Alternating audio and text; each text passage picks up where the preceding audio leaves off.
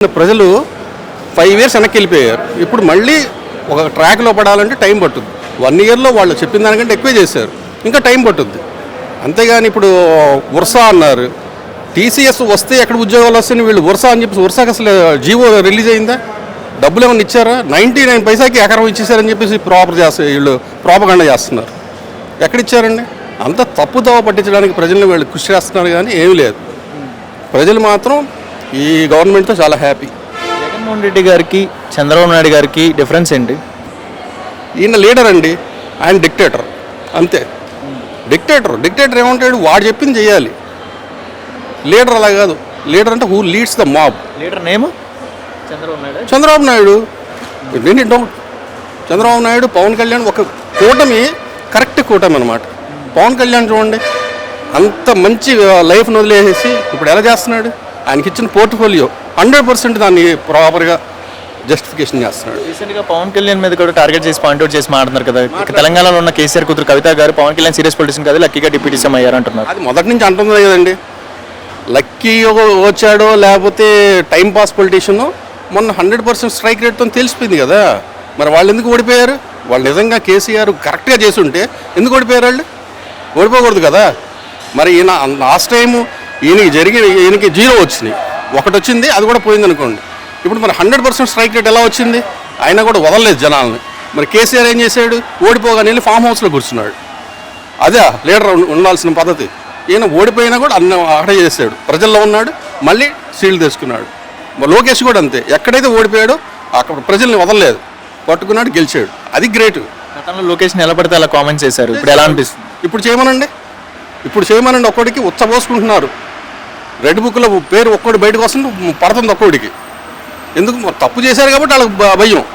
మరి తప్పు చేయకపోతే ఎందుకు? మరి గోరంట్ల మాధవ్ ఉన్నాడు, ఎందుకు వాడికి అంత ఇది? ప్రతి లీడర్ అలాగే చేశారు. తప్పు చేసిన వాడికే శిక్ష. చంద్రబాబు నాయుడు గవర్నమెంట్లో ఎప్పుడు కూడా దొంగ కేసులు ఉండవు, అర్ధరాత్రి పూట వెళ్ళి అరెస్టులు ఉండవు, ప్రాపర్గా ఉంటుంది, లేట్ అవుద్ది, అంతే. ఎక్స్ మినిస్టర్ రోజా కామెంట్స్ చేస్తుంది కదా ఈ ప్రభుత్వాన్ని. రోజా మినిస్టర్, అదొక లేడీ అండి. టైం వేస్ట్ అన్నమాట ఆమె గురించి మాట్లాడడం. అవంతా డర్టీ పొలిటీషియన్ ఎవరు లేరు. ఒక మాటలు ఈ ప్రభుత్వం గురించి ఏం చెప్తారు? నెంబర్ 1 ప్రభుత్వం అండి, నెంబర్ 1 సార్. ఓకే, రీసెంట్గా ఈ గవర్నమెంట్ మెగా డిఎస్సీ అనేది నోటిఫికేషన్ రిలీజ్ చేశారు కదా, మీ ఒపీనియన్ ఏంటి? ప్రీవియస్ గవర్నమెంట్ మెగా డిఎస్సీస్ కానీ ఏమైనా రిలీజ్ చేశారా? వీళ్ళు ఇప్పుడు నోటిఫికేషన్స్ ఇవ్వడం ఎలా అనిపిస్తుంది ఈ గవర్నమెంట్ మీద, మీ అభిప్రాయం? ప్రీవియస్ గవర్నమెంట్ అసలు నోటిఫికేషన్ ఎక్కడ ఇచ్చింది? అన్ని అబద్ధాలే కదా. ప్రతి సంవత్సరం ఒక జాబ్ క్యాలెండర్ జనవరిలో అన్నారు, ఏ క్యాలెండర్ లేదు. నార్మల్ ఇయర్లీ క్యాలెండర్ ఉంటుంది డేస్ది, అది తప్ప ఇంకేం క్యాలెండర్ ఓపెన్ చేయలేదండి. ఈ గవర్నమెంట్ చాలా బాగా చేస్తుంది. వచ్చింది ఏ మాట అయితే చెప్పారో ఆ మాట చేస్తున్నారు వాళ్ళు. మెగా డిఎస్సీ వదిలేరు. ఎన్ని పోస్టులు ఇంతవరకు ఎప్పుడు వదిలి ఉండరు. నిరుద్యోగులంతా చాలా హ్యాపీగా ఉన్నారు. ఎన్ని సంవత్సరాల నుంచి వాళ్ళు కష్టపడతా ఒక్కొక్క రూపాయి దాచుకొని రాత్రి మోళ్ళు కష్టపడుతున్నారు. డిఎస్సీ వదులుతాడు. ఈ సంవత్సరం కాదు, వచ్చే సంవత్సరం వస్తుంది. నెక్స్ట్ ఇయర్ జాబ్ క్యాలెండర్ వస్తుంది.